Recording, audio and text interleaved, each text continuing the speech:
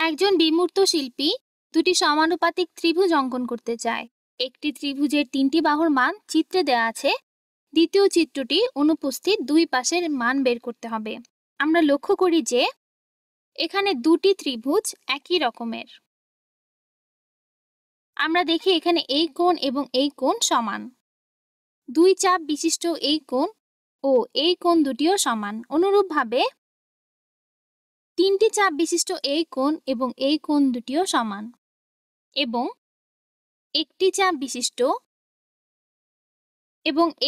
বিশিষ্ট এই কোণ এবং এই কোণটিও সমান। একটি চাপ বিশিষ্ট এই কোণ এবং এই কোণ দুটিও সমান। আমরা জানি যে ত্রিভুজের অনুরূপ কোণগুলো যদি সমান হয় তাহলে ত্রিভুজদ্বয় সর্বসম হবে। আবার দুটি ত্রিভুজ সমান হওয়ার অর্থ হলো এদের মধ্যবর্তী অনুপাতগুলোও সমান। এখন আমরা ত্রিভুজটির আকৃতির দিকে লক্ষ্য করি। প্রথমে আমরা নীল রঙের এই কোণটির বিপরীত বাহু অর্থাৎ XY এর দিকে লক্ষ্য করি, এবং একই সাথে আমরা উপরের ত্রিভুজটির এই নীল রঙের কোণের বিপরীত বাহু AB এর দিকে লক্ষ্য করি। প্রথমে হচ্ছে XY এবং এই নীল রঙের বিপরীত কোণ AB। AB বাহু নীল রঙের কোণটির বিপরীত বাহু AB এর দিকে লক্ষ্য করি। আমরা একই সাথে কমলা ও গোলাপি রঙের বিপরীত বাহুগুলিও দেখব। এই পাশটি হলো কমলার বিপরীত এবং এই পাশটিও হলো কমলার বিপরীত,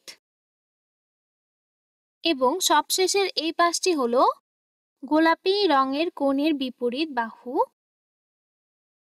এবং এই পাশটি হচ্ছে গোলাপি রঙের বিপরীত বাহু। আমরা লক্ষ্য করি যে অনুরূপ বাহুগুলোর অনুপাত সমান। কাজেই এই দুটি পাশের অনুপাত আমরা লিখি AB বাই XY হবে এই দুটি পাশের অনুপাত, অর্থাৎ BC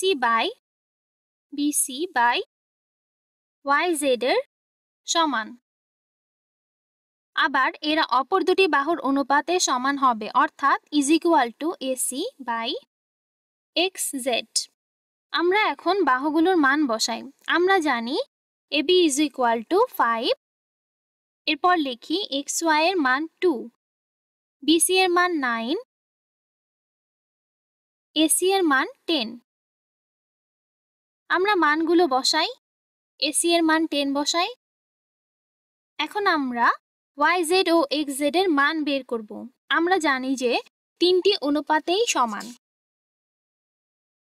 কাজেই আমরা যে কোনো দুটি অনুপাতকে আলাদা আলাদা করে অনুপস্থিত পাশগুলোর মান বের করতে পারি। এখন আমরা লিখি 5/2 = 9/YZ, এবং আমরা YZ এর সমাধান বের করব। আমরা উভয় পাশে YZ গুণ করতে পারি। তাহলে উভয় পাশে YZ গুণ করি। কাজেই আমরা পেলাম YZ গুণ 5/2 = 9।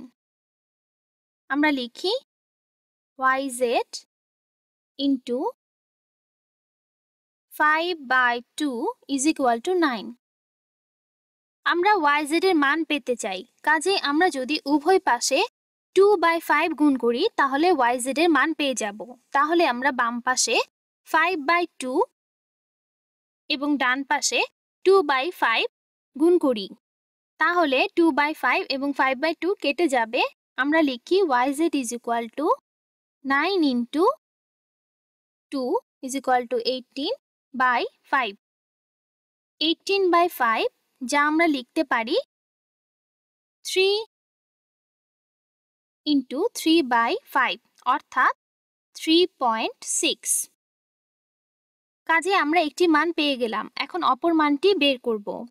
আবার আমরা লিখি 5/2 = 10/XZ। আমরা XZ এর জন্য সমাধান বের করব। আমরা এটাকে এভাবেও লিখতে পারি 2/5। আমরা এটাকে এভাবেও লিখতে পারি যে 2/5 is equal to xz by 10। এখন আমরা উভয় পাশে 10 গুণ করি। ডান পাশে 10, 10 কেটে শুধু থাকবে xz। তাহলে বাম পাশে 10 কে 5 দিয়ে ভাগ করলে হয়ে যাবে 2 এবং 2 এর সাথে 2 গুণ করলে হবে 4, অর্থাৎ xz ইজ ইকুয়াল টু হবে 4। xz ইজ ইকুয়াল টু হবে 4। এটি হচ্ছে সমাধান।